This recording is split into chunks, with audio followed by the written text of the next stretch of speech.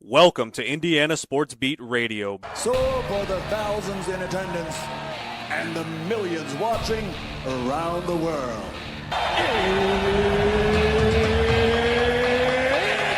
time! Three on the way. Oh! It went in! It went in! And Indiana wins the ball game! Know your role and shut your mouth, you jabroni! Float game for the win! Ayler's gone. Goodbye. Touchdown, Indy. Woo! IU. America. They got a football team now. Pretty simple. I win. Google me. You know that I'm the cream of the crop. Now, here's Jim Coyle. Happy Friday the 13th, everybody. Welcome aboard. Jim Coyle with you as always here at Indiana Sports Beat Radio. Glad to have you along. Glad to be with you, of course, as always. Looking forward to another sunshiny day out there as the temperatures have risen a little bit and the snow has all but disappeared, at least from my vantage point. I hope it has from yours as well. And I'm sure if you're south of me that that is the case. How are you? Happy Friday. Hope all is well. Glad to be here, as I said. Alec Lasley will join us from thehoosier.com. Greg Smith from Rivals on 3 will join us as well. So plenty to talk about. Trinidad Chambliss from Ole Miss coming back as he was granted an injunction by a state judge again, which just we'll talk about that. The schools which make up the NCAA, which make the rules, are fighting the rules, and so you're breaking up from within is what you're doing. Yeah. Anyway, the Jazz fined $500,000 for sitting players, while the Pacers get a $100,000 fine. I think that's kind of ridiculous. The Pacers have been winning. Damn it. They traded up. They got Zubac. They're building. So, man, we'll talk about that. But Mids USA Hockey, USA. I'm wearing the my USA pullover today. Wins yesterday, 5-1 over Latvia. The Canadian team has the NHL All-Stars on its first line, according to Brian. I didn't see it. I'll be honest with you. I have not seen a minute of the Olympics. I don't know why. It's schedule, I guess. I don't know what wins what, but I'm not interested in watching figure skating. Not that there's anything wrong with that. It's a great, very artsy, as well as art athletic. So I'm not knocking it in any way. I just are the Olympics still a deal? Or is it the Winter Olympics? It's not such a big deal. Yeah,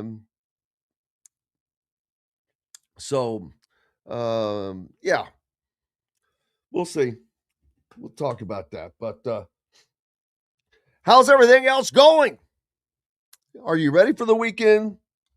Indiana basketball has had the entire week off, and they don't play until Sunday when they travel, which they'll travel the day before, but they travel to Champaign to take on the Fighting Illini, who have played pretty damn well. They're one of the top teams in the country. I mean, they're a guaranteed 2 seed, in my opinion, at worst. Yeah, there's you put them any lower than that, and that will not be that would not be accurate with what's going on. I don't think so. We shall see. Let's see. According to ESPN, the 12 teams that improved their 2026 CFP chances: Georgia, Indiana, of course, Miami, Ohio State, same old names: Texas Tech, LSU, Notre Dame, Texas, UNLV. How about that? Holy smokes, USC. How much pressure is on Lincoln Riley? I mean, come on. It's time to do something. I mean, to me, they have to make the CFP this year. Otherwise, what are we doing? I mean, if I'm an LS or a USC guy, I'm like, hey, what are we doing? So, Chris asking if I think that Zubac is more of a pick and roll center or more like a pick and pop. He's probably more of a pick and roll because he's pretty effective in the paint, but he's a professional. I don't know what all his skills are. Be honest with you, I haven't seen him play a ton, but I do know that he is a very effective paint player and very high with rebounding, and just a different type of player that the Pacers did not have, and it really adds to what they do have now, what they will be getting back next year, which is not only Tyrese Halliburton, but it is also a pretty much guaranteed draft spot between 1 and 3, as long as they don't play themselves out of it by winning, even though the NBA has fined them $100,000 for sitting players. I'm like, what? Come on. There was a big thing about the tanking, everybody tanking. Obviously, the Jazz, $500,000 fine. That's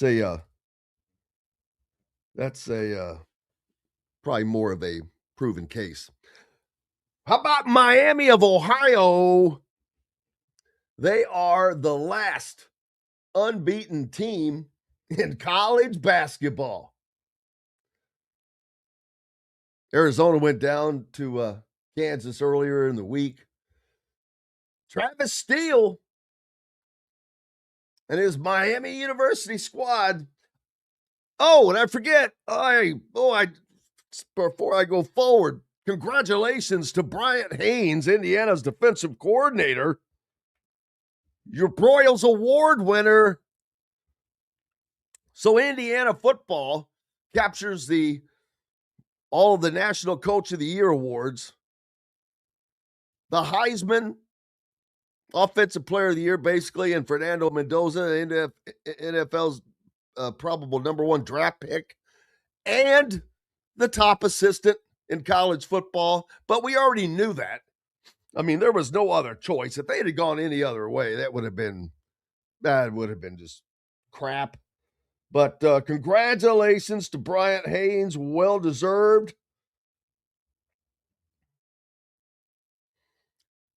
It's a lot of hardware for Indiana. I mean, seriously think about the amount of hardware brought home just this football season. You need an entire new trophy case, which I'm sure they're already working on designing, finding a place for. Where is that going to go? Where do you put the Heisman Trophy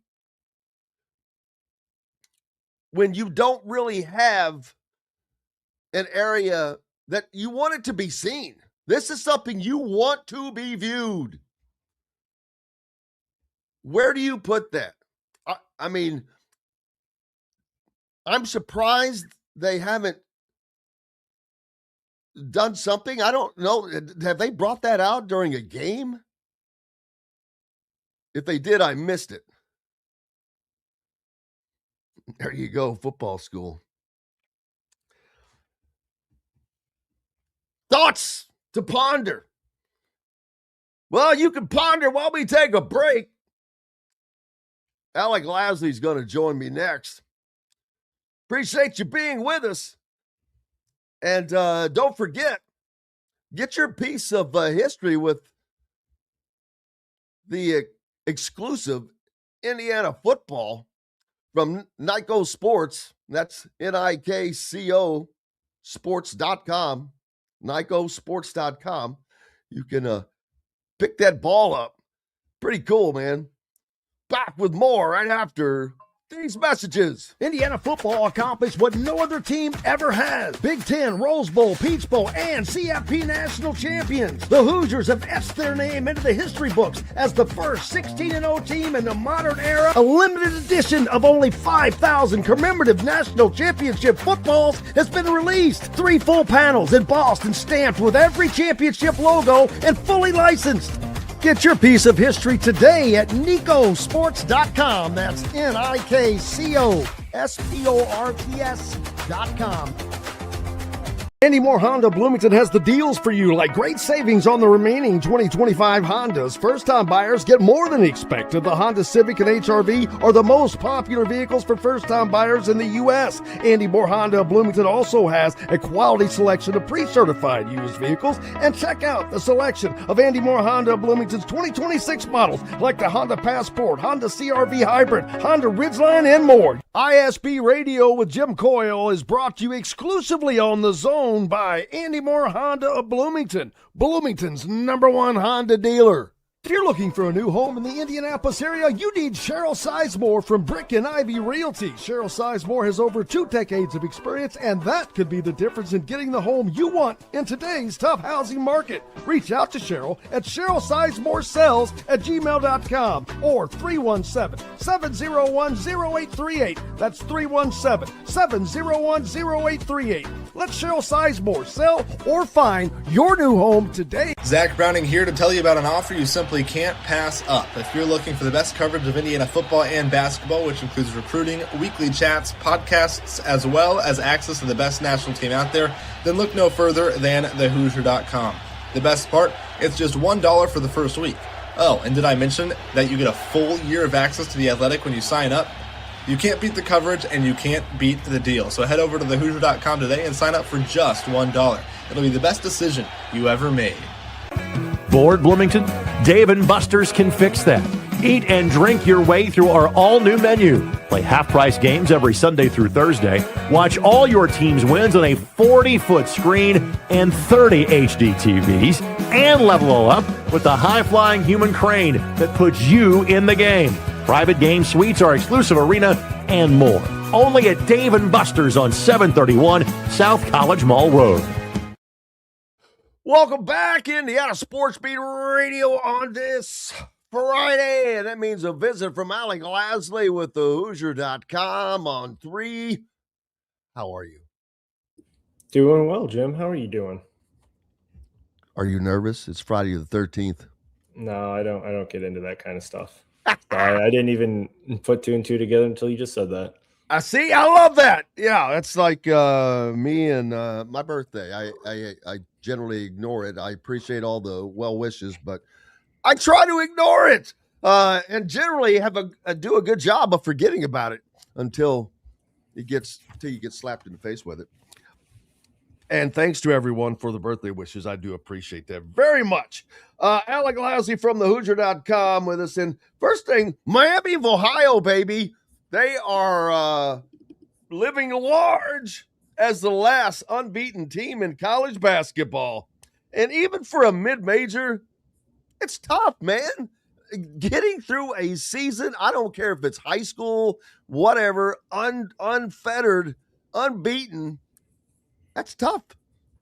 No, I mean, there's a reason, obviously, that very few teams have done it. Obviously, the last full undefeated team we know resides in Bloomington, so it's a difficult feat. Obviously, I think a lot of people, specifically with this Miami of Ohio team, right, look at it as it's a little bit, I don't want to say flawed, right, because you're still winning games, you're still undefeated, but a lot of people are not ready to kind of put Miami of Ohio in the sort of level of, a high major program doing it, such as, whether it was Arizona as of a week ago, and everything that they had done up to that point with their resume.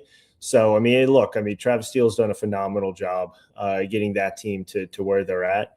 It'll be interesting to see, what happens if they do lose a game or two coming down the stretch, because it's not like they have a lot of, resume building wins. And if they don't win their conference tournament, what happens? But it's been obviously a terrific story to kind of watch and follow this season. They've had a lot of close games that they've somehow just kind of found a way to win. Won a lot of close games as well. They've had a lot of blowouts too. So they've won in multiple different ways, but should be fun to kind of see how their season ends up and see kind of where the chips fall when it comes to postseason play for them. Absolutely. It'll be interesting to see where they get seated, what the NCAA committee thinks about them as well. Also, the Big 12 is adding an LED-powered floor for its men's and women's tournaments this year, and it's the first to be used in the U.S. other than, I think, the NBA All-Star Game in Indianapolis, but in Europe. But it may be the first time that official competitions in the United States will be played on one. Oh, well, so there you go. I guess that'd be cool to watch. But I'm thinking, how is that not distracting to the players? Yeah, we'll see. A lot of people have already talked about how that's not going to be sustainable. We'll see how it works. We're not talking about something that is projected onto your TV like a green screen here. This is real. The floor actually is doing stuff.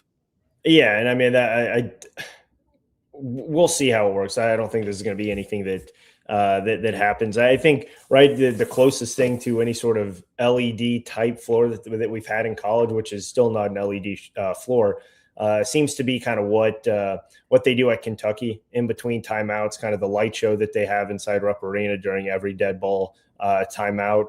That's probably the closest to a more kind of specific professional style of light show. Where did you say that was? Kentucky. Oh yeah, I wouldn't have seen that then. Yeah, they do a lot of crazy stuff there in between timeouts, but it is like Rudy says, it's a future basketball course. It is. I 100% disagree with that. You don't think that it'll absolutely fly? Not. How in what world would that be sustainable to watch that from a viewer's perspective in person and when you watch on TV? That doesn't seem like it's going to be. Oh, it would be like watching a game at Oregon. The old floor they had at Oregon, which the new floor isn't much better too. But I think this is something that they do more of kind of the true lights and even some of the flames over in places in Europe. I think that's the extent that you'll get. I think you can test this out in certain events, but I think it's going to be more of we need to test it out in small batches and do stuff maybe during timeouts, during introductions, halftime. But I don't think there's ever going to be anything from a live game perspective. That's just way too much chaos going on when you don't. Not in Indiana. Yeah, exactly. Right. You're not going to want to interfere with any of that. And it's probably never going to happen to a home floor unless it's, a mid-major that's trying to, probably the one mid-major I could see is Grand Canyon because they have one of the most attention, doing something. They have one of the most crazy crowds. In like their arena, Boise State, kind of a Boise State thing. Yeah, when you look at that. So I highly doubt this is ever going to make any ground. If it does, it's going to be in small segments, and I think more so in those neutral site like preseason events, probably the Players Era tournament, the one that obviously is out in Vegas. That's the big NIL event before the season kind of gets going. But I don't see anything like this coming to home floors anytime in the near or even long term at this point. Let's hope. Alec Lasley from thehoosier.com with me right now. Also, Michigan, Dusty May just keeps on keeping on. A top 10 recruit, Lincoln Cosby, is committed to Michigan now, and he's going to reclassify. Bringing in the bigs, bringing in the goods, man. Michigan is just going to stay good. Dusty May is going to keep them rolling, no doubt. No, absolutely. I mean, look, it's Michigan's one of the best teams, if not, in my opinion, the best team in the country right now. They continue to play at a very consistent level, and I think right there at certain points throughout the season here, they've just gotten bored. I think they looked bored at certain points against Northwestern, and that I think goes and kind of coincides with their turnover numbers. Right, when they get bored, they seem to have a few kind of uncharacteristic turnovers. They seem to just play a little bit out of sorts and try to go a little bit too flashy than what they typically do, which is just be a super efficient, effective offense and defense. And right, I think I saw something in that Northwestern game in the second half. I think maybe after the 14 minute mark, they did not miss a field goal for 12 straight minutes. Which obviously is an absolutely absurd number and high efficiency there. But they just got so many different, efficiency bigs, so many guards who can shoot the ball, so many guys who can get in the paint. They can get out in transition. Michigan is it's one of the most fun systems to watch from an offensive and defensive perspective. And they play extremely hard as well. I think they just get bored with how good they are right now. And I don't know really how Wisconsin did it. I don't know how many teams are going to be able to keep in the game for 40 minutes. I think teams have shown they can make runs on Michigan, and I think teams have shown that they can get, even maybe double-digit leads on Michigan.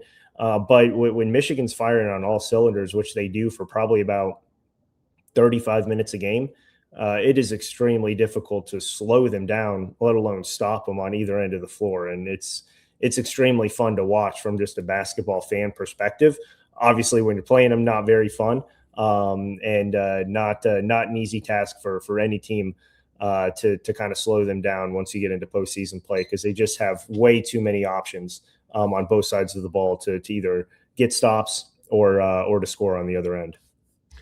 And they have this Lunder cyborg that is just a beast, and he's different than Edey, but he is a formidable middle piece to have. Mara, Cyborg, the cyborg, the big seven. Yes. That's 7-3. Yeah, that's Mara. Ada Mara, the UCLA transfer. No, I'm talking about daggone it, I can't think of his last name, but it's Borg. I just put the Psy in there to. For Michigan. Gotcha. Yeah, but Ada Mara is kind of the guy that the UCLA transfer, the 7-3 center that kind of gets things going for them on both ends. Tremendous shot blocker. His versatility as a passer, I think, is what really sets him apart, especially in that Northwestern game. Brought him up to the free throw line, extended, gave the ball to him, just ran a bunch of guys off of different screens and pin downs. And I think he had 7 assists in that game. His ability, right, at 7-3 to pass over someone. Not many guys have the length or size to really match up with that. So he's looking down on back cutters. And they, I think, ran that play probably four or five possessions in a row. And they just have so many different options off of so many different sets. But I think a lot of that starts with what Mara can do there from a passing perspective. It takes a little bit of that pressure off of Elliot Cadeau, who sometimes is a little bit careless with the ball and a little bit too fast with what he's trying to do. So I think it slows them down and makes them even more efficient when you're trying to score in the half court setting for Michigan's offense there. Yeah, Yaxel Linder Cyborg is what I was talking about. But you can defend him. You just have to have a body on him, and if you do that, you can limit him. But Lindenberg, you're talking? Yeah, Cyborg, the Cyborg, Linder Cyborg. Yeah, I mean the issue with him is, right, he played a little bit more of the hybrid forward position last year before transferring in. He's been a little bit out of position.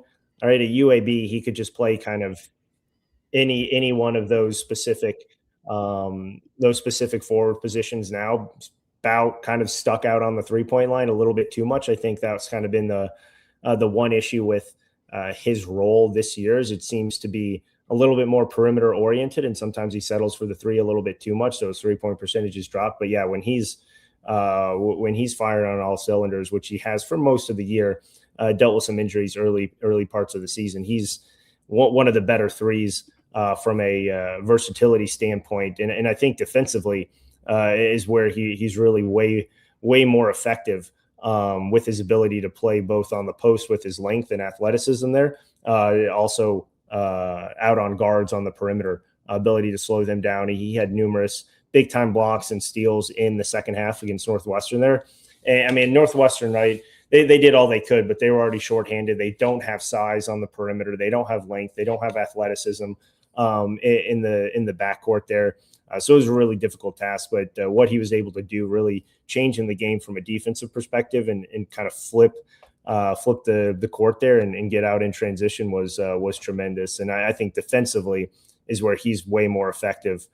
They just have so many offensive options. I think he's a much better threat to flip things from the defensive side. Yeah, no doubt. Indiana has been playing well, and now they go on the road after a week break, man, a lot of time off. But now they will travel to Illinois, Champaign, to take on the Illini, one of the other top teams in the country and obviously one of the best in the Big Ten. Yeah, I mean, Illinois is a terrific team. I think they've been playing a lot better since the Boswell injury about month and a half ago. He should be coming back relatively soon, but their ability to play perimeter basketball with a lot of different options is something that causes a lot of defenses issues. Wagler's obviously been absolutely tremendous. The freshman guard who's kind of come out of nowhere since that Boswell injury, really taken over the reins as the lead guard from a point guard and kind of shooting perspective. Obviously what he's been able to do scoring the ball, I think he's averaging about 22, 23 a game in conference play alone. He is shooting about 45% from 3 and seems to get about, 3-4 threes every single night. Multiple 30-plus games, 40-plus games as well. I think everyone remembers his performance at Purdue, right, where he scored 46 at Purdue to come out with a really hard-fought win there.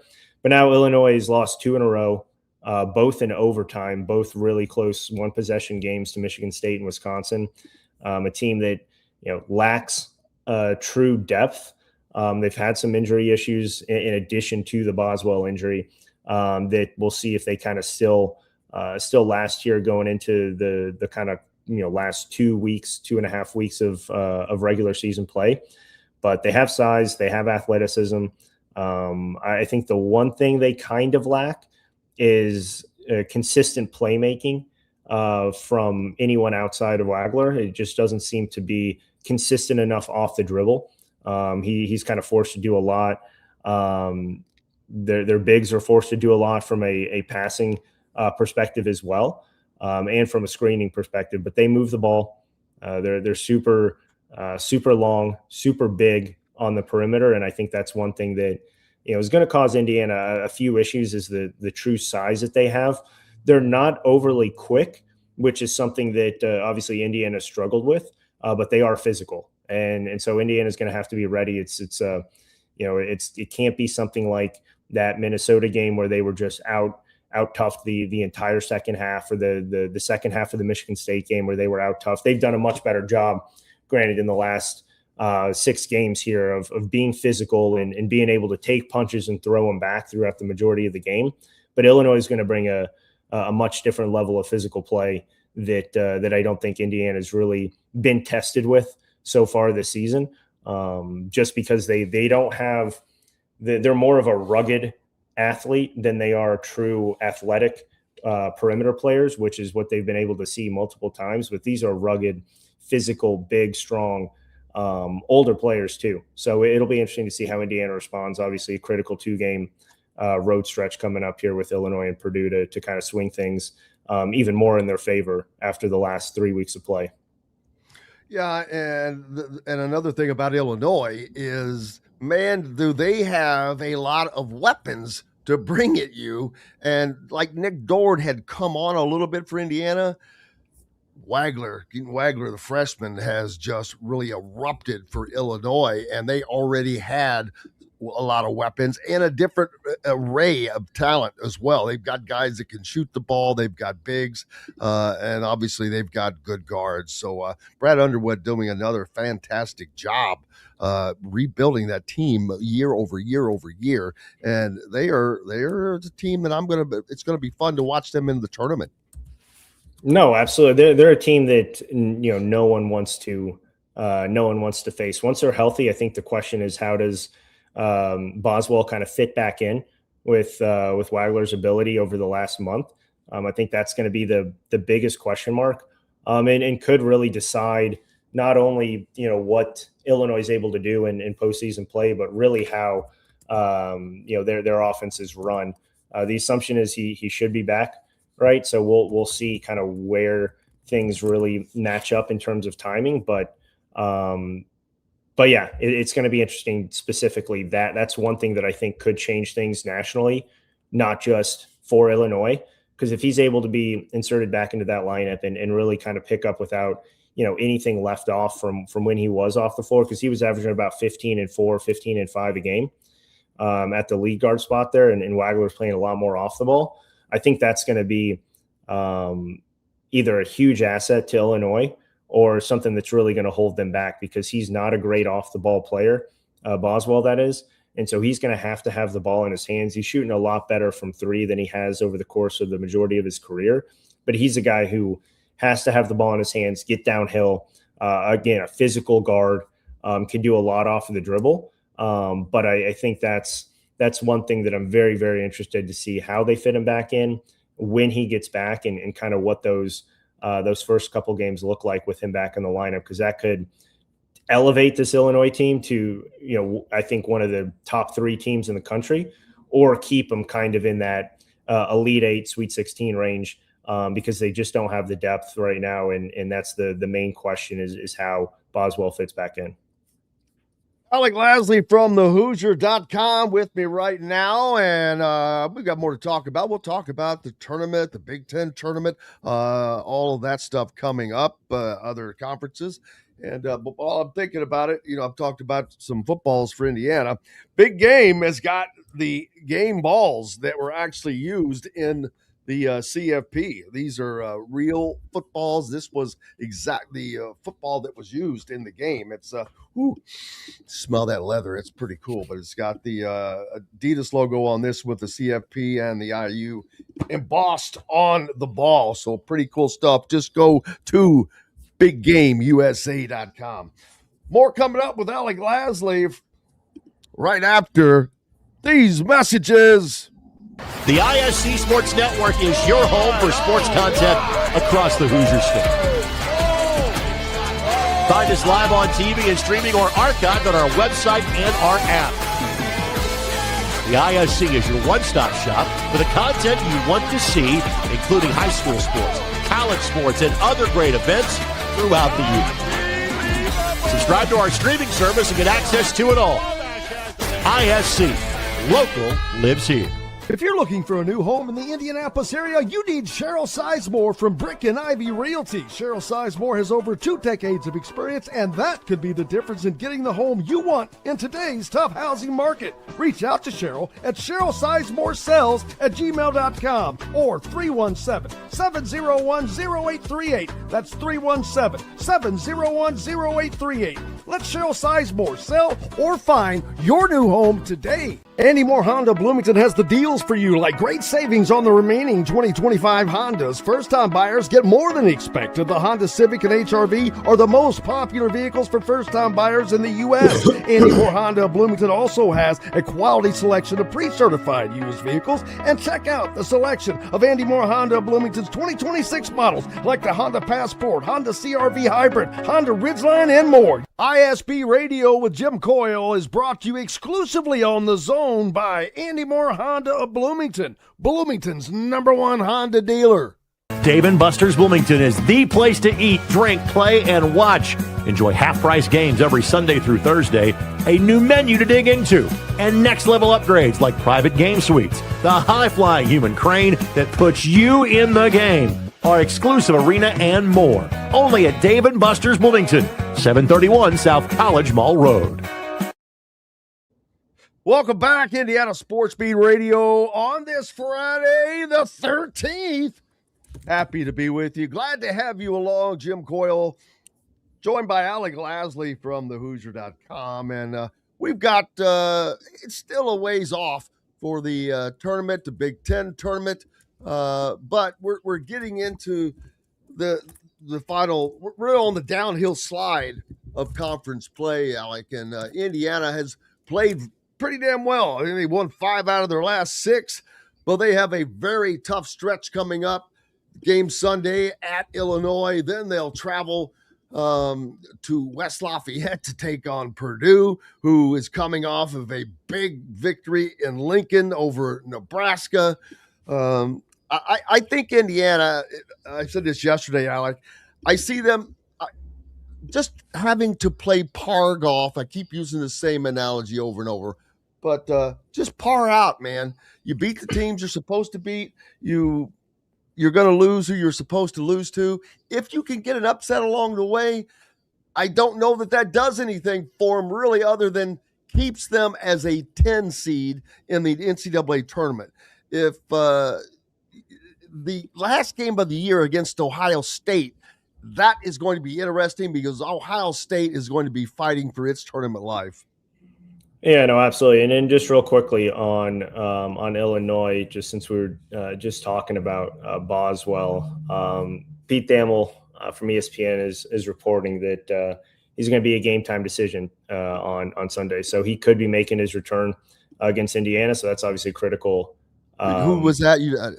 Kylan Boswell, the Illinois guard who's been out for the last month and a half. So that's what they need, more power back. Yeah, again, like I said, it's going to be interesting to see how he's inserted back into the lineup. But that's just something to keep an eye on. Terrific defender as well. But yeah, I mean, look, we've talked about this. I think the biggest thing that Indiana did that helped themselves more than anything was escaping that Wisconsin game and then following it up with kind of a historic second half against Oregon. That was one of the most flawless 20 minutes of basketball from just an overall efficiency standpoint that I think I've seen in quite a long time.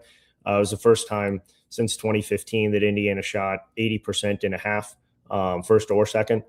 So, they did some things that they have not been able to do in quite a long time. And it showed. I mean, they had, I think, 56 points in the second half, shot at 81.8%, I think. They were 17 of 19, I believe it was, for the longest time. Into the last 3 minutes of the second half before within the last 2.5 minutes, they missed 2 before making their last bucket. So, I mean, they were pretty much perfect for those final 20 minutes against Oregon. I think they can carry a lot of what they did in that second half into this Illinois game. I think, again, a lot of it is going to depend on how they respond to the physical play from the perimeter players. This is unfortunately probably not going to be a game where you see a lot of Reed Bailey. He does have the versatility against some of the size. And that is the knock on this team. When you have a guy like that he's not going to play much because he's going to be ineffective. That's where you know that you're kind of missing a key piece.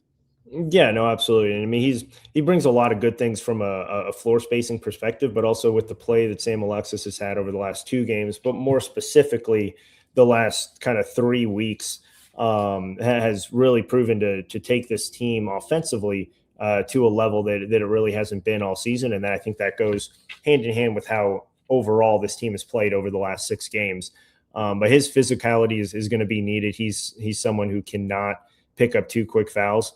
We've seen that at times against some of the physical play because he likes to be physical, right? But I think you have to find a way to bring that down a little bit and rein that in, especially early in this one. You don't want to take away his aggressiveness, but you want to make sure that he's not picking up any stupid fouls, ones that are, 30 feet away from the basket on ball screens or or anything like that, because when he's out on the floor, it elevates this team. I think, specifically the two plays that, or maybe three plays that kind of showcase that are, I think Indiana was up about 18 late in that Oregon game, and he still was the one guy who out hustled everyone on the floor for a loose ball, for an offensive rebound, with about 3.5-ish minutes left, and was able to keep that possession going.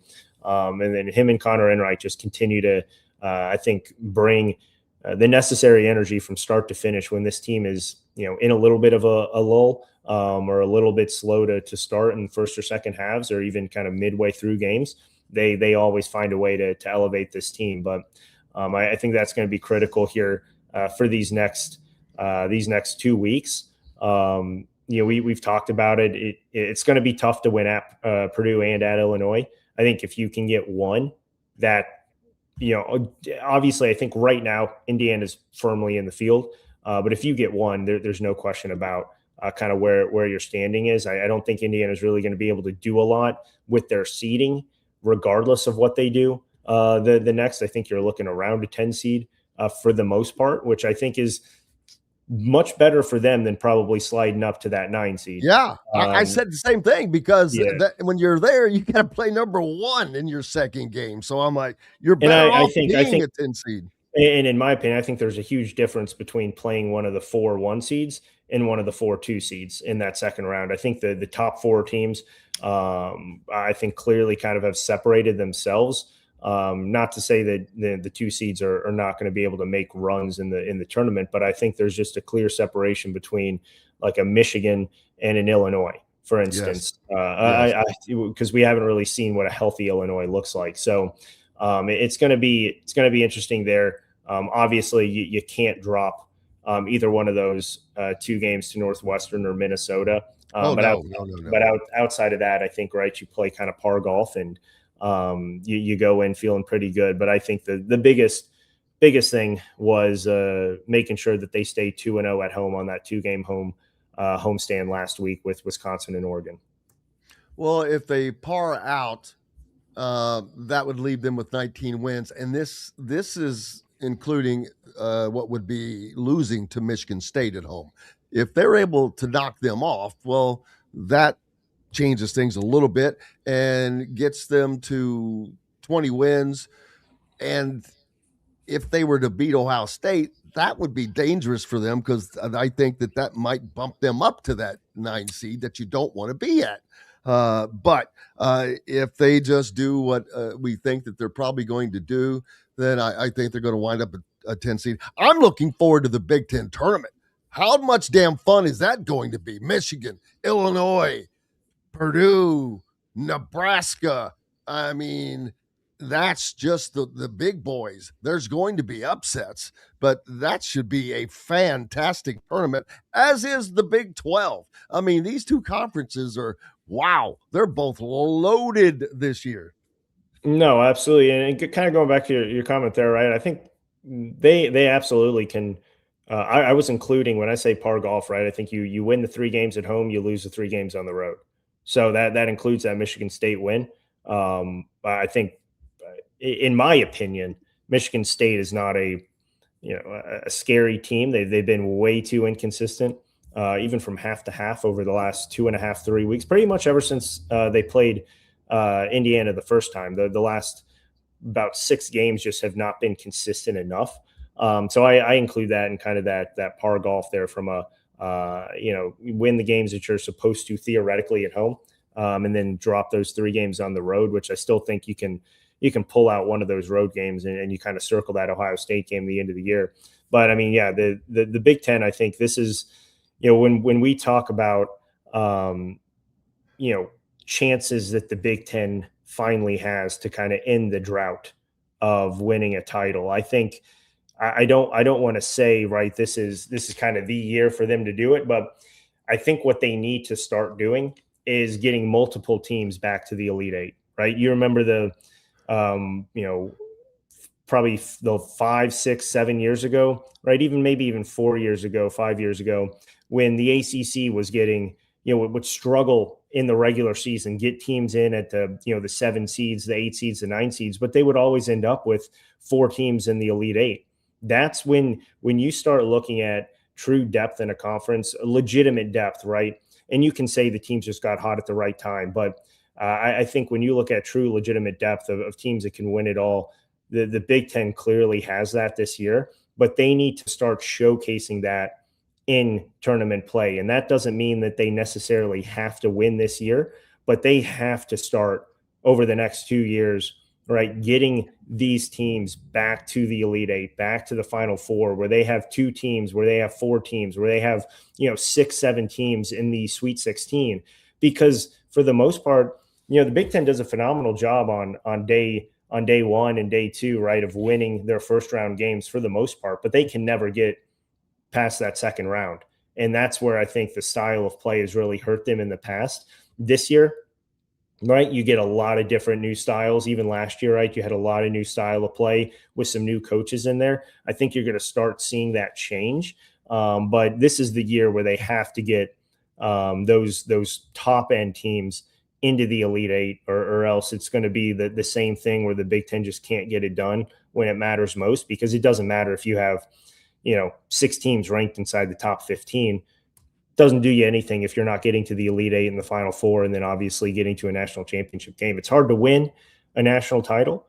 I get that. So that's why you have to start sending these teams to the Elite 8, because I think once you get there, that's when you start to kind of re-cement yourself as the top conference in college basketball, but they just haven't been able to do that. Yeah, and a good Indiana is good for college basketball. We always say that, and it doesn't matter if it's Kentucky or North Carolina or Duke, or, it's the same for football. But that's about to wane, man, with all the changes that have happened and the equality that we're seeing across college athletics with all of these teams, Indiana and football, but just other teams becoming good programs. Man, the Hoosiers need to hurry, no pun intended, or will the mystique fade? I mean, it's withstood 25 years basically of not being Indiana, and it doesn't seem to have faded for Indiana fans. But is this mystique going, if they don't get to winning at no one expects them to do what they used to do. I mean, Bob Knight's not walking through that door. Let's not kid anybody. But to just be they should still be a year in, year out. Making the tournament should not be something that, wow, they're going to make the tournament. That should not ever be a question on making the NCAA tournament. That thing is so big, and they're trying to make it bigger. There's not even enough teams to fill the damn thing right now with quality teams. But there's no reason Indiana should ever not be in that situation. It should be because we see all these other programs that are still doing what they do. Indiana's got to get back to that. No, absolutely. And right. I think that's why this year it's so important just to make the tournament. It's what happens in there, I think, is, icing on the cake if they're able to win a game, which I do think they have the ability to win a game. Outside of that, who knows? But that's why it's I think they have the ability to win too. This team, yeah, Alec, but I mean, yeah, but once you get in the tournament, right, the first game is kind of, I think, the main game that you obviously have numerous time to game plan and focus on. You have about, you have a full week almost to really start game planning that. After that, right, it comes down to, 48 hours of quick turnarounds. And there it's all about who's healthy and in specific matchups. I think that's why it's a little bit more of a crapshoot after that. I absolutely think they could win 2, depending on matchups and how hot this team is. But I think 1 absolutely is 100% doable. After that, it's all up in the air. But I think that's why this year it's all about getting to the tournament, because you need to set that foundation year 1 to be able to then build off of that moving forward. And that's why it's so critical to obviously get there. And I've said this before, this is going to be the least talented team that Indiana has. And I think a lot of fans are really starting to buy into the full system that Darren DeVries and this staff has. the multiple in-game adjustments, the actual X's and O's that he's so good at. You talk about baseline out of bounds. You talk about easy points that they're able to pick up. And I think that the one thing that is going to go miles with this fan base is his acceptance of some of his failures. He talked about after the game on Monday that, some of the play of Sam Alexis recently has been on the coaches and their inability to get him into spots earlier this season and play to some of his strengths. He admitted his faults with that. And I think a lot of fans truly appreciate how open he is with that, but also how open he is to adjusting to his team and adjusting to the skill sets that he has game in and game out, and not just trying to force things through the wall like these Indiana fans and Indiana teams have been so accustomed to over the last 8 years. Yeah, and he doesn't just stick with the same old. That is good. You're talking about that, but that is like different lineups. We've seen different lineups. Some of them have been forced, like Tate and Conaway, but I think that this is the starting five that they should stick with, to be honest with you. Connor Enright he's done a lot being forced into the position he's been forced into. Man, my man Connor Enright has stepped up. Look, the slander that he was getting early in the season was absolutely ridiculous. It was, if anyone has any negative thoughts about what Connor Enright has done, even now, it is absolutely naive and blind to the game of basketball, and they have been for quite some time. What he was doing before he got moved into the point guard role was still extremely effective. Now you're able to see what he really is as the true playmaker. But you talking about lineups. I mean, in that Oregon game, Indiana stuck with the starting five for the majority of that game. I mean, you look at what their minutes totals were in the first half. Every single starting five player, I think, played about 16, 17 minutes. In the second half, it was more of the same before the game was out of reach, and you decided to put in some of the reserves there. But I think, Indiana knows what it's going to get with its starting five. It has no idea what it's going to get with those reserves. And so I think they're all going to play spot minutes moving forward, and whatever production you can get out of any of those guys, minus Josiah Miles. I think Josiah Miles is the one guy who's the most consistent out of that bench rotation right now. And it's not because he's scoring the ball, obviously, but he just plays hard. You know what you're going to get out of him, which is some offensive rebounds, some rebounds in total, and good defense. Outside of that, you know where your scoring is going to come from. You know where your playmaking is going to come from. And now it's just a matter of, is Nick Dorn going to continue on kind of the second half hot streak that he had against Oregon, where he scored all 11 and kind of found his rhythm again? Is Tucker DeVries going to be able to get back to what he was early in the season? Because if so, then you really have a lot you can play with. Up until now, you really haven't seen all these pieces come together at the same time. Now I think you're starting to see some of these trends moving in a very positive direction for some of that stuff to happen. And like Lamar Wilkerson said, obviously want to be playing your best basketball in February and March, not in January, and they're certainly doing that. Quickly, what's up next for you and the guys at thehoosier.com on 3? I know that you've got a flash sale. You can still get a subscription for $1. Yeah, absolutely. Tons of stuff, intel coming up about some freshmen to keep an eye on for spring practice, which is, about a month away. Obviously getting into the end of the season here for Indiana basketball and looking into kind of the crucial week ahead. And then some stuff about deep dives into all the portal guys, both offensively and defensively, that are on campus, what to expect from them, and kind of how they're going to impact the team, obviously, in 2026 here. And Brian Haynes, Royals Award winner last night. So perfect. Make sure you're checking it out. Alec Lasley, thehoosier.com. More coming up from Indiana Sports Beat with Jim Coyle right after these messages. Andy Moore Honda Bloomington has the deals for you, like great savings on the remaining 2025 Hondas. First-time buyers get more than expected. The Honda Civic and HR-V are the most popular vehicles for first-time buyers in the U.S. Andy Moore Honda Bloomington also has a quality selection of pre-certified used vehicles. And check out the selection of Andy Moore Honda Bloomington's 2026 models, like the Honda Passport, Honda CR-V Hybrid, Honda Ridgeline, and more. ISB Radio with Jim Coyle is brought to you exclusively on The Zone by Andy Moore Honda of Bloomington, Bloomington's #1 Honda dealer. If you're looking for a new home in the Indianapolis area, you need Cheryl Sizemore from Brick and Ivy Realty. Cheryl Sizemore has over 2 decades of experience, and that could be the difference in getting the home you want in today's tough housing market. Reach out to Cheryl at CherylSizemoreSells@gmail.com or 317-701-0838. That's 317-701-0838.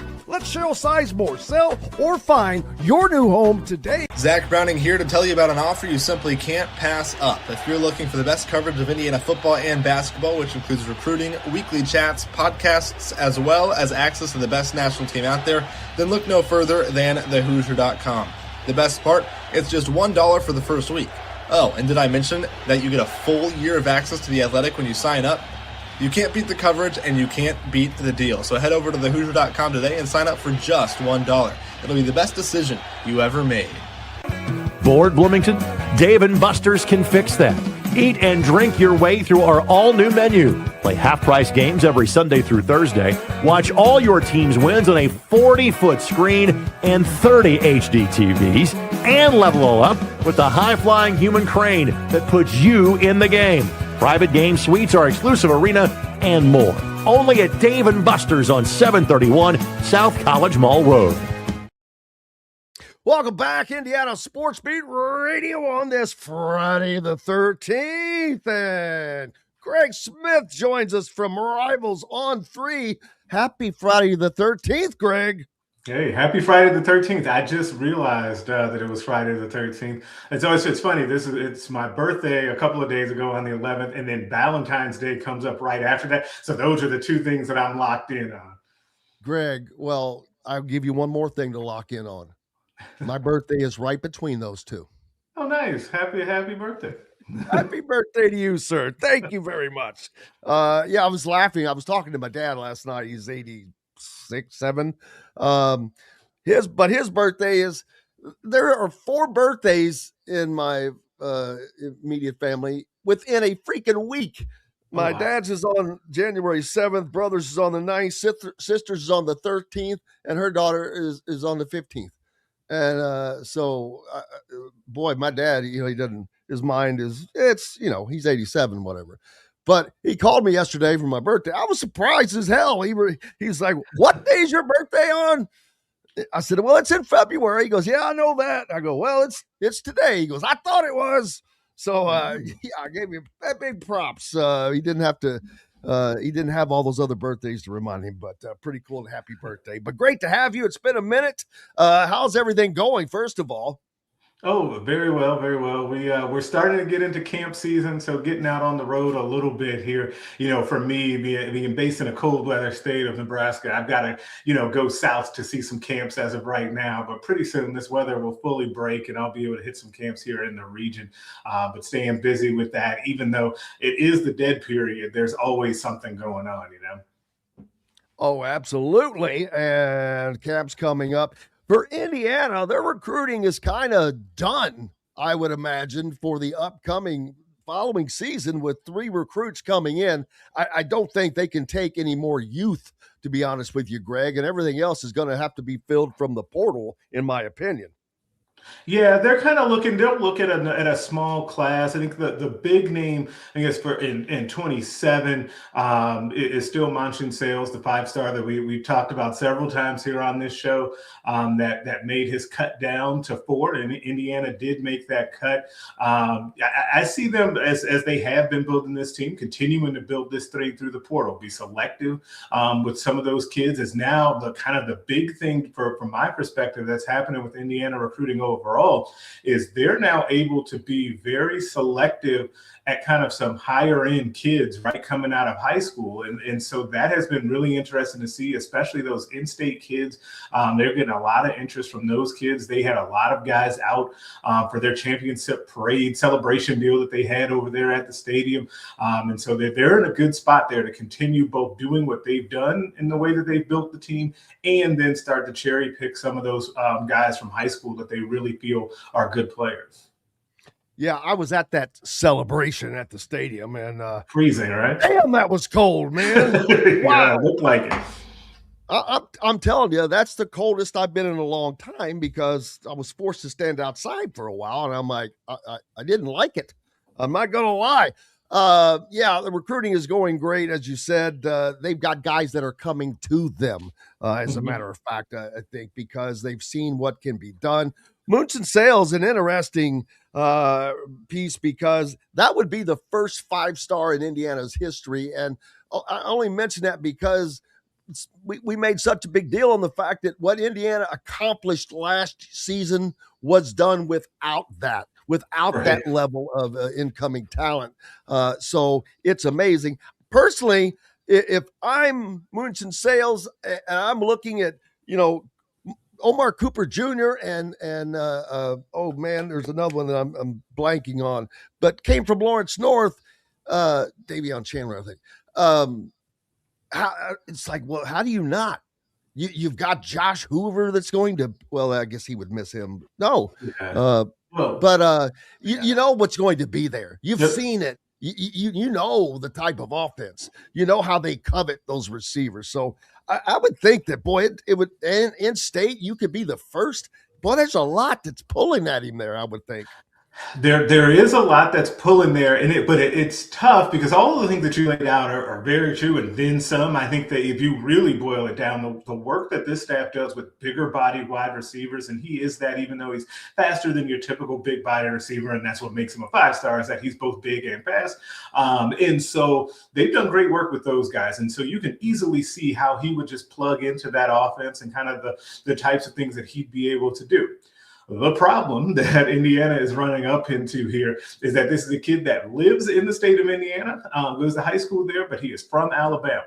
Alabama is also a major player in this recruitment. I would call them a leader in the recruitment right now. Alabama is, and so they're just running up into a really kind of unique circumstance. But I'm not counting Indiana out by any means in this scenario because I think that they've made up a ton of ground over, let's say, the last year of this recruitment. It's been a big time recruitment for a while, and I think Indiana has made great strides, in particular because they ended up winning the championship this year, but also because they just showed proof of concept again that it wasn't a one-year kind of one-off in that first year under Signetti, and that this is something that has staying power. I think that does carry a lot of weight with Sales.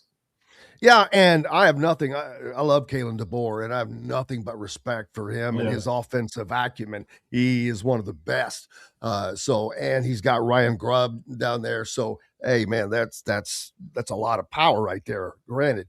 But I look at the combine, 3 Indiana receivers on that invited list. 3.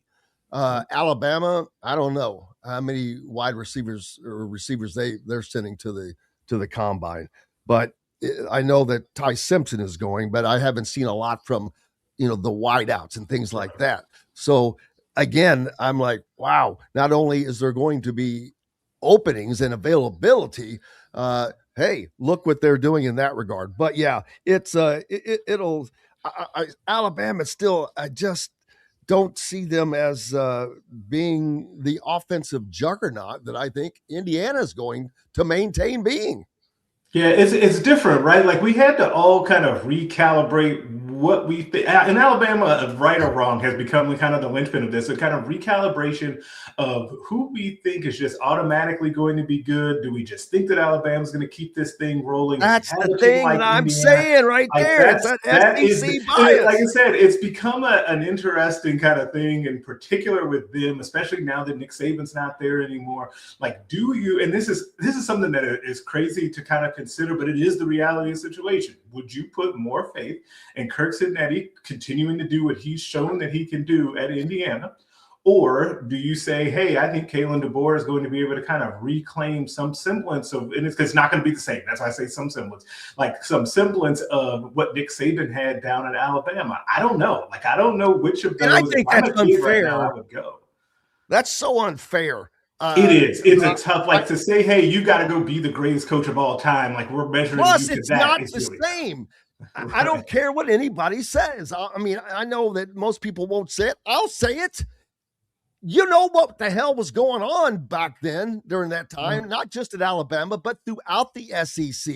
Oh, yeah, so, definitely. Hey, That was then. It's not now. And that's why we've got this equality across the board. That's why you've got Indiana doing what they just did and beating Alabama 38-3 along the way. So yeah, it's the transfer portal. It's not, I don't think it's because Nick Saban's not there anymore. Although, hey, I give him the props as still being the greatest coach, but that's because they had the best players and they were locked in there for 4 years, basically. That is the thing that I always say. Like, one of the thing that people are missing in this with the portal and the player movement and NIL and all of that is when that movement was more restricted. Those teams like Alabama had so much more depth. And you see this now. That guy that's third team at Alabama now does not want to wait around for his turn, right? Or that even the guy that like maybe their number 3 wide receiver, if he's got a team that is kind of on equal footing NIL wise, and they're saying, hey, you can come in and be our number 1 go-to guy, he's probably going to go, right? Like, and that's why I'm fascinated to see just specifically with Alabama in particular is like, hey, they've stockpiled some 5-star quarterbacks. I think it's 3 straight classes now with 5-star quarterbacks coming in out of high school. They're not going to be able to keep all of those guys. We're going to look up and one of them will be looking to transfer to a place like Indiana or something like that here in a couple of years, just because you're not able to do that. Georgia is going through the same thing. Ohio State in the Big Ten goes through the exact same thing right now, where you see all of these guys kind of lower on the depth chart that want to get out of there and go play somewhere else. Yeah, because truthfully, you're not going to be able to transfer to an Indiana because Kurt Cignetti is not going to be looking for you as a backup. He's going to be looking for the guy that was a starter. And for the 3rd straight year, they're going to have a guy with uber experience. Obviously, Curtis Rourke had 3 years of starting experience before he came to Indiana, but it was at Ohio. But that was elevated greatly under Kurt Cignetti. And then obviously we know the story with Fernando, how that went. And Josh Hoover comes in with the most yards in college football underneath of him, with over 9,000 yards achieved at Texas Christian, at TCU, in a tough Big 12. So once again, you've got this great experience. It's why Alberto Mendoza transferred.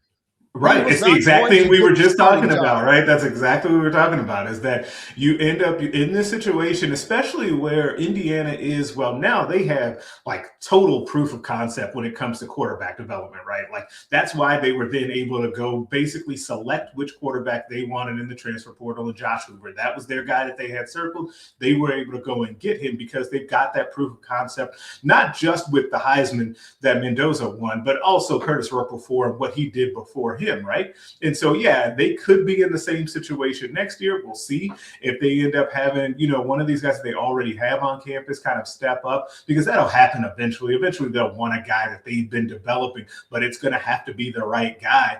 Otherwise, we know that the quarterback market in the portal will be plentiful like it has been the last couple of seasons, and they'll be able to go get a guy because they've done it again, because I expect Josh Hoover to have a great season, like an all-conference level season this year. I think he's going to be a Heisman finalist. He could be. Like, that would not surprise me at all. Like, if they go in, which would be, how great would that be for the sport, though, to go back-to-back years of Indiana having a Heisman finalist? Obviously, Mendoza won it. We'll see what Hoover can do, but that would be great to have that back-to-back years. Another feather in the cap for Cignetti, though, as well.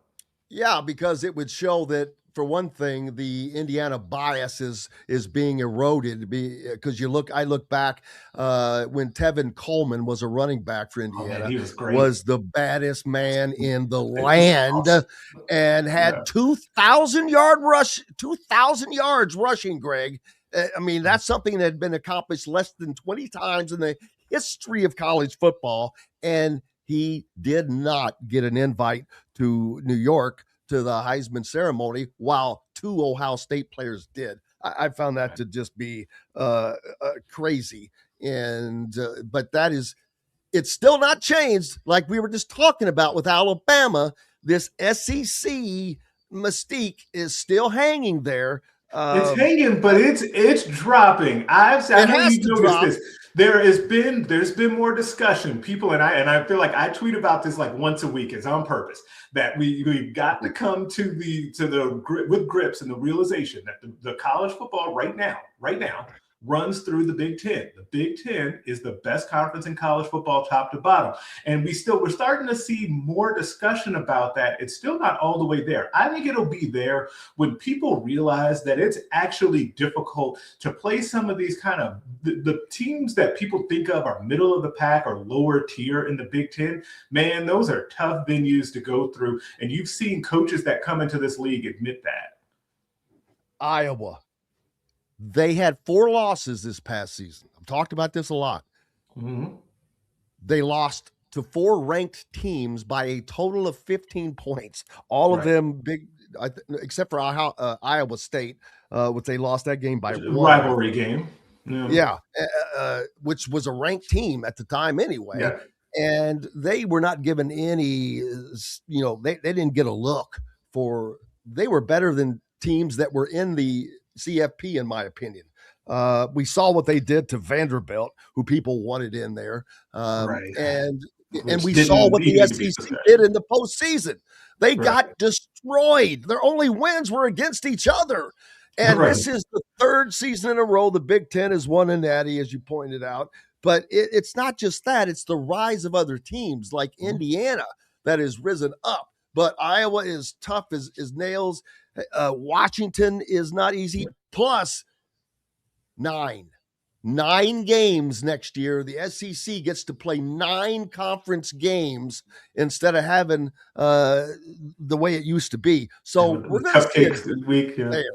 Yeah, but I think even like, you're talking about kind of Iowa is tough and Wisconsin is tough. Think about some of the teams that have not been very good, but they're kind of competitive. So like Nebraska is tough. That's a tough place to win, right? Wisconsin is a team that has not been good over the tenure of Luke Fickell. And I go on like Madison and Milwaukee radio, and they're ready to run Luke Fickell out of there. But that is a place that going up to Camp Randall is not easy to go up there and win a game. Like there's a lot of venues that it's very difficult to go. We'll see kind of what happens. I think that Pat Fitzgerald of Michigan State, I think they're going to turn things around under him. That's another thing. How much better is the Big Ten right now in coaching? You just added him to Matt Campbell to Penn State. Fantastic hire for them. They lucked into that one. Michigan State. Kyle Whittingham to Michigan. I mean, you want to talk about an upgrade that you talk about, it's funny. I always say that Penn State lucked into Matt Campbell after he seemed to be like choice 14 and what they had. God, did they get lucky?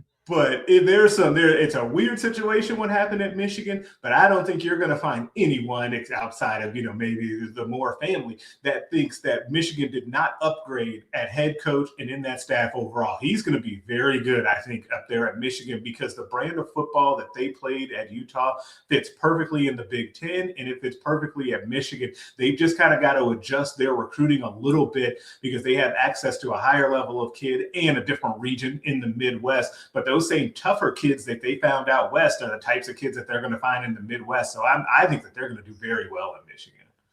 Oh, I agree with you wholeheartedly. I mean, Kyle Whittingham, look what he did at Utah. But Utah, man, those Mormons got some money, Greg, because they have risen in the world of sports. BYU, Utah, all good. And it's like, wow. But it talks about or what we talked about earlier, and I love it.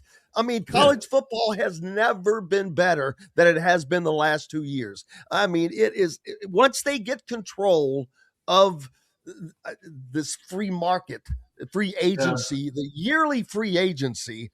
I need to take a break. Do you have any more time? I'd love to talk about Trinidad Chambliss and all of that and the difference, Bediako versus that.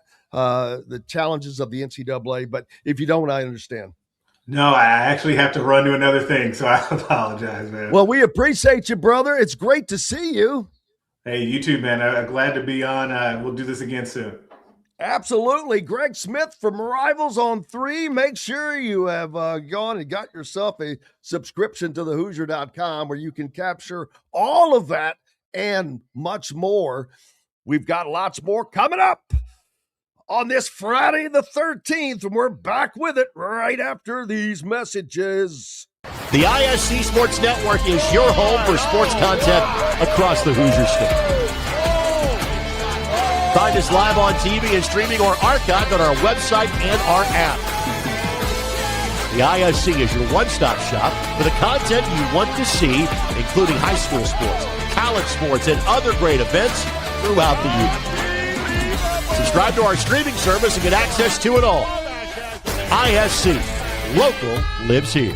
If you're looking for a new home in the Indianapolis area, you need Cheryl Sizemore from Brick and Ivy Realty. Cheryl Sizemore has over 2 decades of experience, and that could be the difference in getting the home you want in today's tough housing market. Reach out to Cheryl at CherylSizemore@gmail.com or 317-701-0838. That's 317-701-0838. Let Cheryl Sizemore sell or find your new home today. Andy Moore Honda Bloomington has the deals for you, like great savings on the remaining 2025 Hondas. First-time buyers get more than expected. The Honda Civic and HR-V are the most popular vehicles for first-time buyers in the U.S. Andy Moore Honda Bloomington also has a quality selection of pre-certified used vehicles. And check out the selection of Andy Moore Honda Bloomington's 2026 models, like the Honda Passport, Honda CR-V Hybrid, Honda Ridgeline, and more. ISB Radio with Jim Coyle is brought to you exclusively on The Zone by Andy Moore Honda of Bloomington,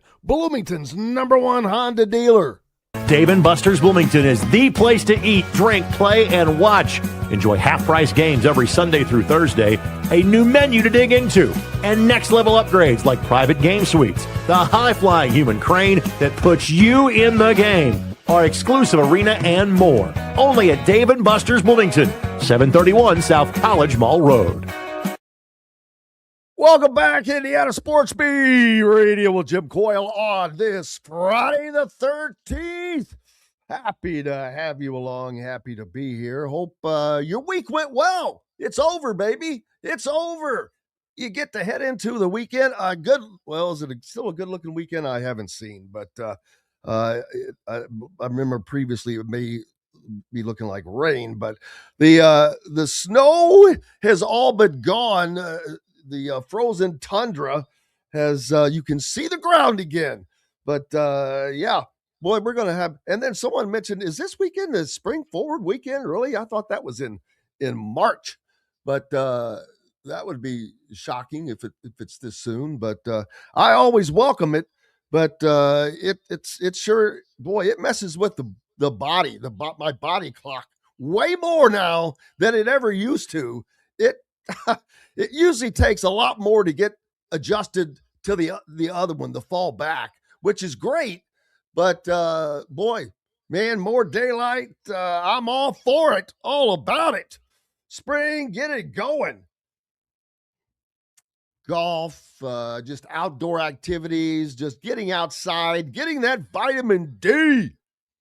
Well, we got a lot of basketball left. Big Ten tournament coming up. It's in Chicago this year. Then the NCAA tournament will follow that. What will Indiana do in the Big Ten tournament? Can they surprise some people there? I've talked about how they could surprise people in the NCAA tournament. I wonder what they can get done in the Big Ten. Because, like I said, if they part out and Alec was including a win over Michigan State in his par out. Well, I'm not. If they win it, that just adds to it. But I am not. That's not an expectation that I have. If this team can do that, that's going to be another big sign of growth, because I don't have the confidence yet in them holding on to beat good teams. They've held on to beat upper mid-level teams. UCLA almost got USC, who was not an upper mid-level. Well, they're not upper mid-level. They're lower upper, like Indiana is lower upper. But that win or that game at USC, that would have been a really nice win for that team, because it was so close. And it would have shown, again, the ability to close that out. That was one that they lost. They lost the Nebraska coughing up the 16-point second half lead. So until I see that against a team of that nature, then I'm not going to expect anything. But I know that they have the ability to do it. And that will all coincide if you see Dayton Connerway come back to playing the way he was playing, but I still like him off the bench. I like Connor Enright in the starting role.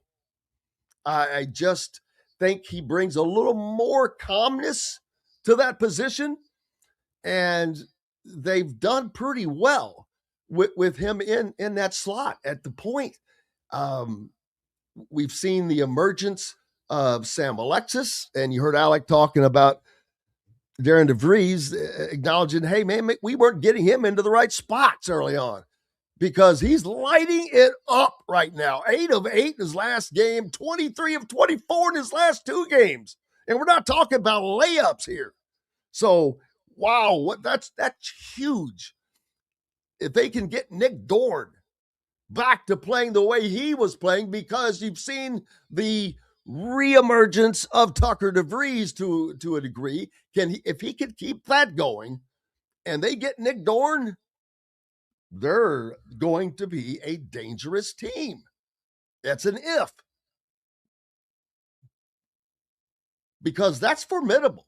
Now they're going to have to match. The matchups are going to be difficult when they get up against teams like Michigan. That's going to be tough. Illinois this Sunday, I think that's going to be tough with or without the return of their guard.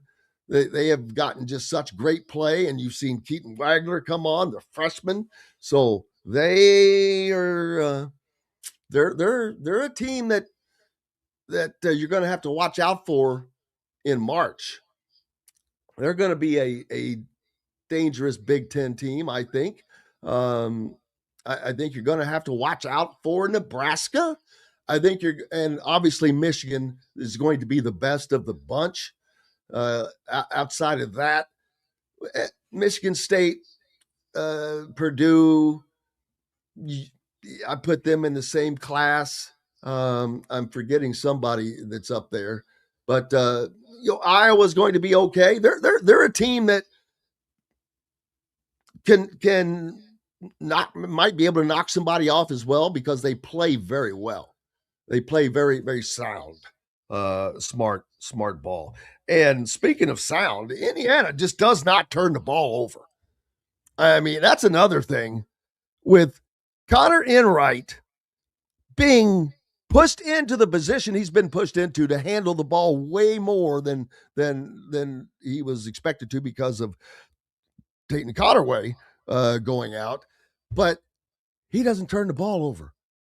But Indiana as a team doesn't turn the ball over. It's amazing. I mean, it is really a huge deal because that we've seen Indiana have games of 18, 19 turnovers in games in recent seasons. Think about that. Take 10, 11 of those turnovers away. That's 10 or 11 possessions. I think of the free throw shooting, how it had been in the last several years. It's at like 80-something% as a team. It's not rocket science. That's why it just blew my mind that Indiana was such a poor shooting free throw team prior to the recent changeover. They weren't horrible in Mike Woodson's last year and maybe the year before that, but they weren't great. But before that, oh my gosh, it was miserable to watch. But shooting overall was miserable to watch. It was not a point of emphasis. It was not, the rosters were not constructed that way. They were constructed old school way, like it was 1980. But that's ancient history. You've got a good team to watch now, and they're going to get better. I mean, oops. Hope I'm still in here. Nope.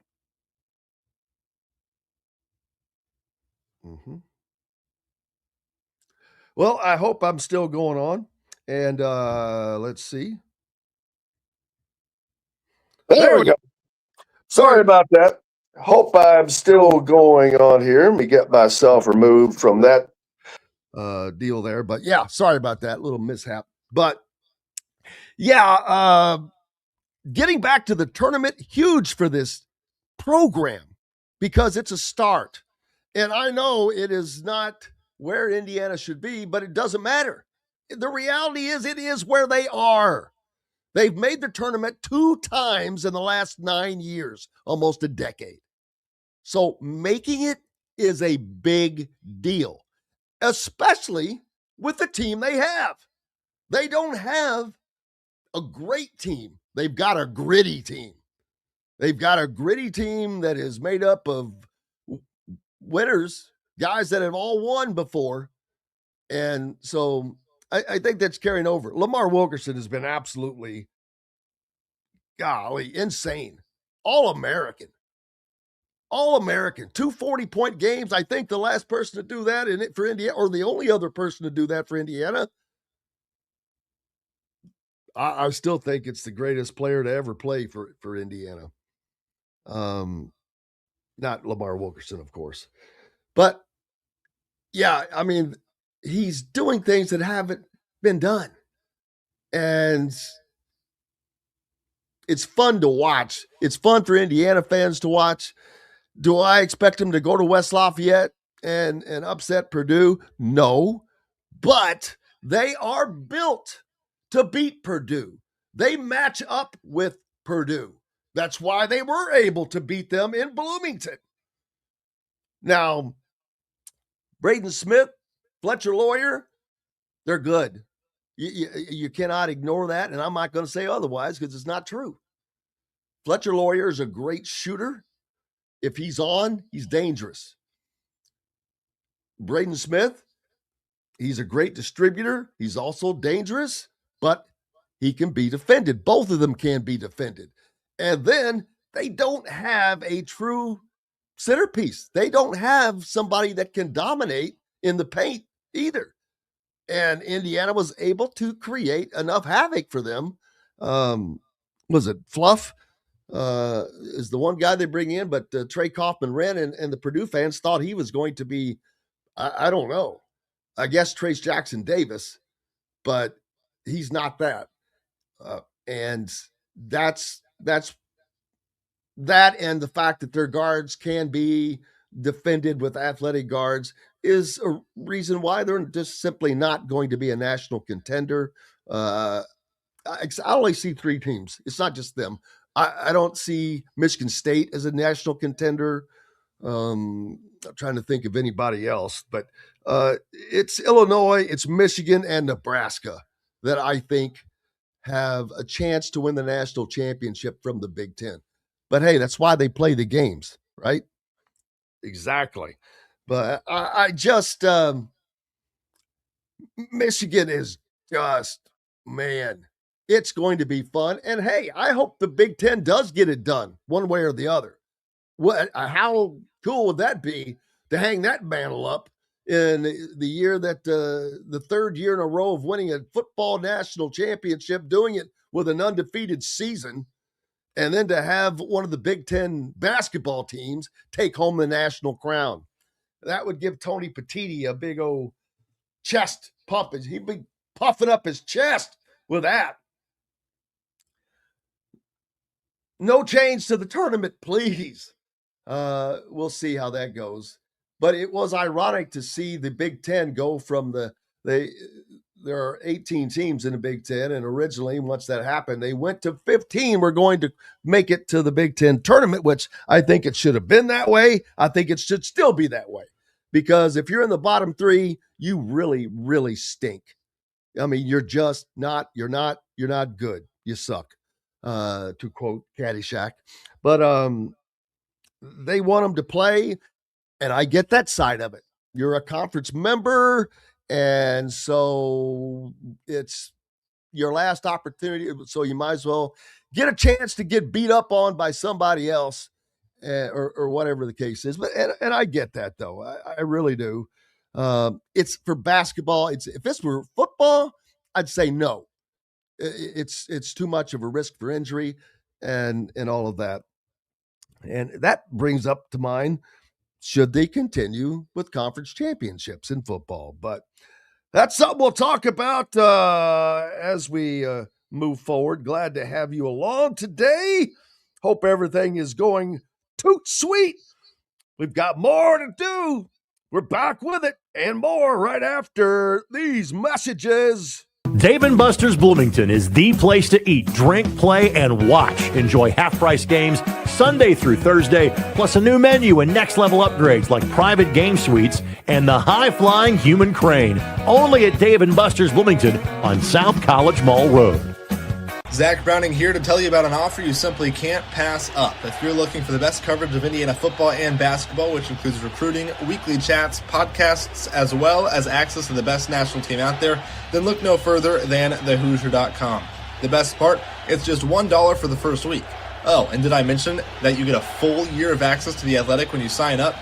You can't beat the coverage and you can't beat the deal. So head over to thehoosier.com today and sign up for just $1. It'll be the best decision you ever made.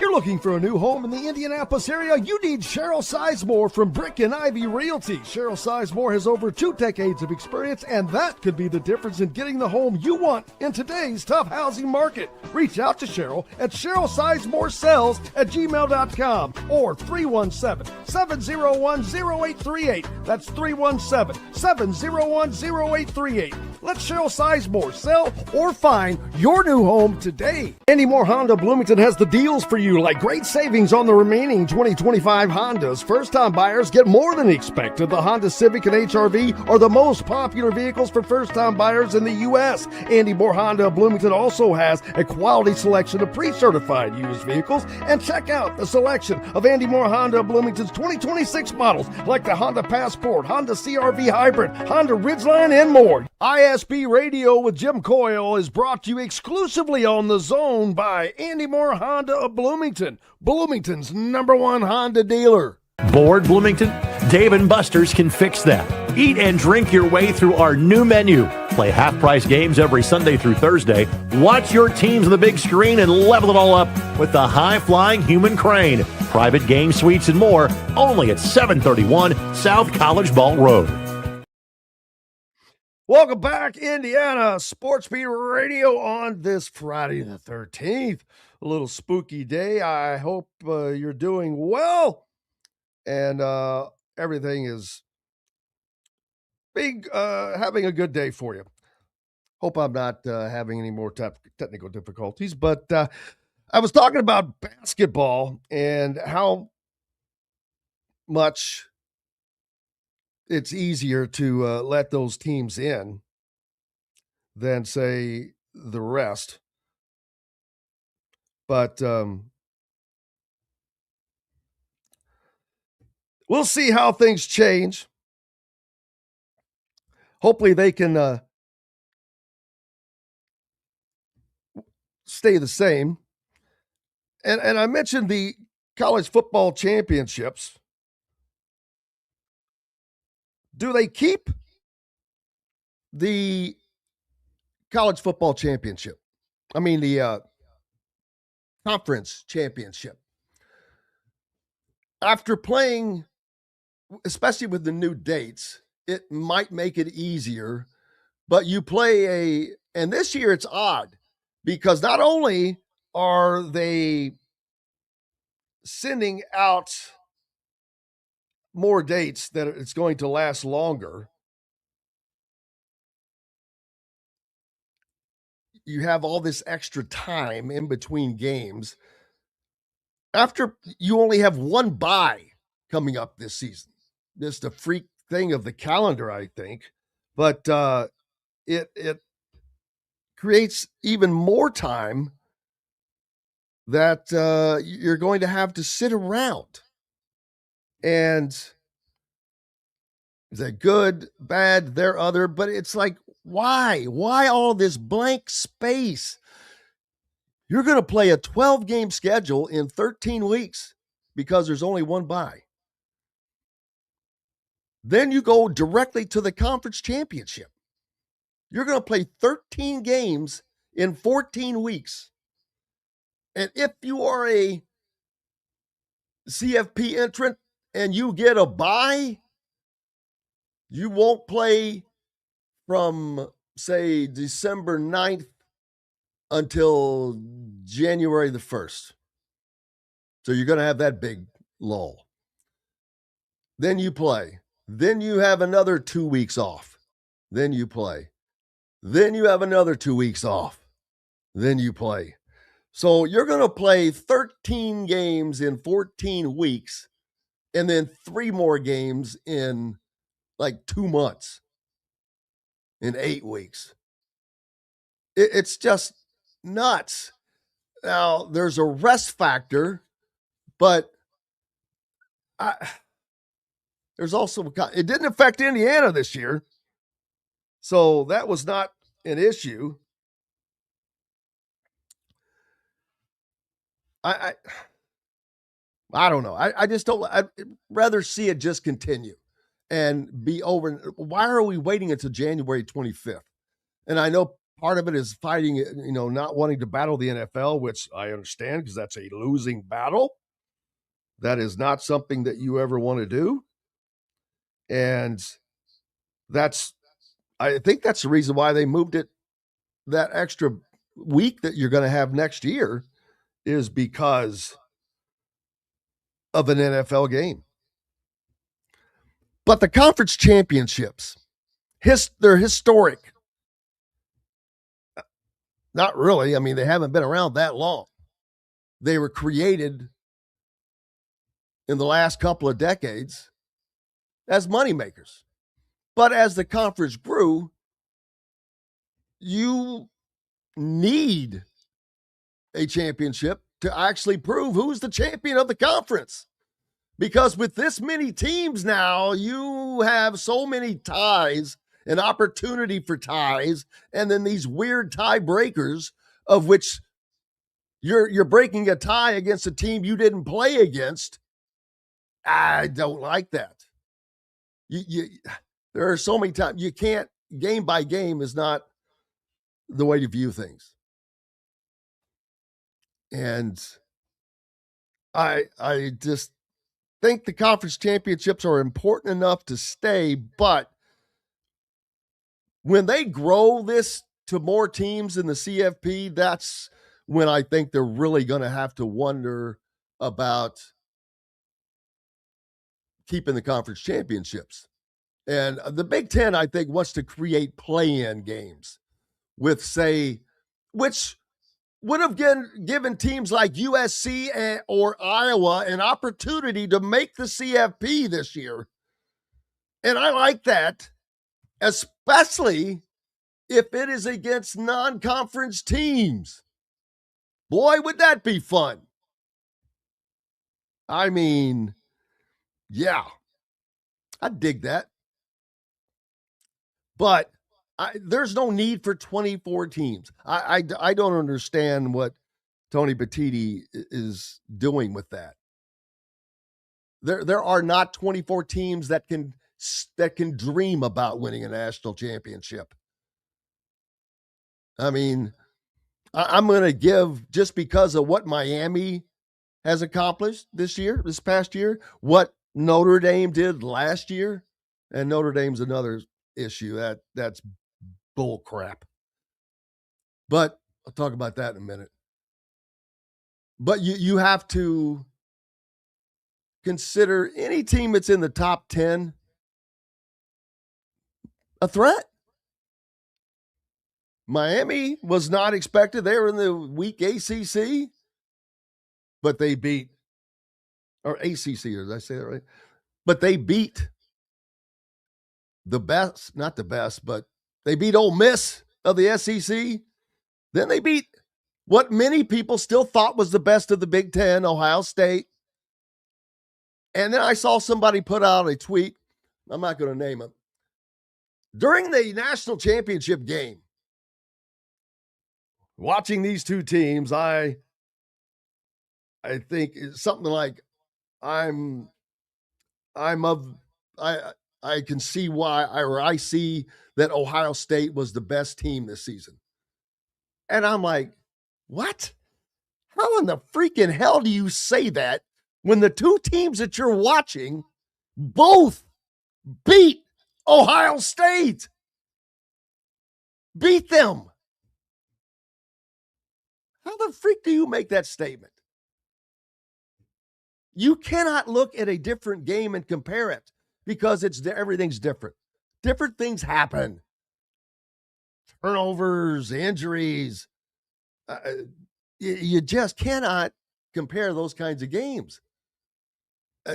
It's not, I don't think it is accurate, to be honest with you. But regardless of that. And Notre Dame gets to make the CFP as long as they're 10-2. Well, guess what? They're not in a conference that plays 9 conference games. So Notre Dame, they're no dummies. They've already got their schedule set up perfectly. Last year, they played 4 Power 4 last place teams. They played the last place worst team in the Big Ten, Purdue. They played the last place worst team of the SEC, Arkansas. They played the 2 worst last place teams in the ACC. So there's a third of their schedule against last place teams. Then they've got the military academies. There's more wins. I mean, they're stacked with wins because they can schedule whomever the hell they want. Oh yeah, we got to have you in. No, we don't. Join a conference. Why do you placate to them? Because they think that it will bring in a bigger audience. Wrong. Indiana and Miami, how much? 25 million people. So you don't need Notre Dame. I'm not saying that they're kick them out, but earn your damn way in like everybody else does. I don't care if you're in the SEC or the Big Ten or the ACC even or the Big 12. You're playing these and if you think these conference games are not tougher, you're just wrong. You just are. They are. What's the difference that it makes in the SEC this season? They're going to 9 conference games for the first time. They've been playing 8. And we're going to hear the same they beat up on each other in the SEC. Really? Everybody beats up on each other. That's what you're playing interconference games, you jacklegs. That argument's crap. Yeah, you beat up on each other this year, and what happened in the postseason? You got the crap kicked out of you by everybody else, mostly by the Big Ten. So, yeah, I don't want to hear that. I can't wait to see. Like Tennessee is a great example. Ranked in the top 25 all last season, did not have a single top 25 win, much less a win over a team with a winning record. But guess what? Well, they're in the SEC, so hey. What happened to them the year before in the CFP? Oh, yeah, they went to Ohio State and got demolished. What happened to Alabama this year? Oh, yeah, they went to the Rose Bowl and got demolished. What happened to Georgia? Oh, yeah, they lost to Ole Miss without their head coach during a coaching change.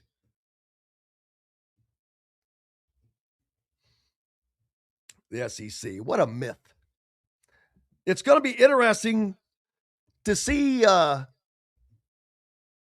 Paul Feinbaum approaches next season. I mean, I understand. I get it. He has an audience, people. He has an SEC audience. Now, while it is national and other people see it, the outside of the SEC, the people that are seeing it are just watching to see what he's going to say. He's like a Howard Stern, and I don't bereave him. He's got an audience, and he's placating to that audience. But to me, that makes him a clown when you ignore reality, when you ignore truth, when you ignore facts, when you're just sitting there being a freaking homer. You've got nothing for me. And that's goofy to me. I can't do that. I mean, and there's nobody, and the funny thing is the Big Ten doesn't have anybody doing that because it's ridiculous. I think Big Ten fans are way more rooted in reality. The SEC is living, first of all, they're living on this myth. And that myth, we know what that myth was built on. Well, that's gone, and they just cannot comprehend that. What's gone is the fact that they're the only ones that can do it now. And even though this parody that we have seen, even though the fact that the SEC has just gotten trampled for the last couple of years, it's like a stampede. They can't, it's hard to accept. They can't accept it. But, there's a large portion of fans that are just blind fans, and they're never going to. There's a difference in mentality, I guess you'd say.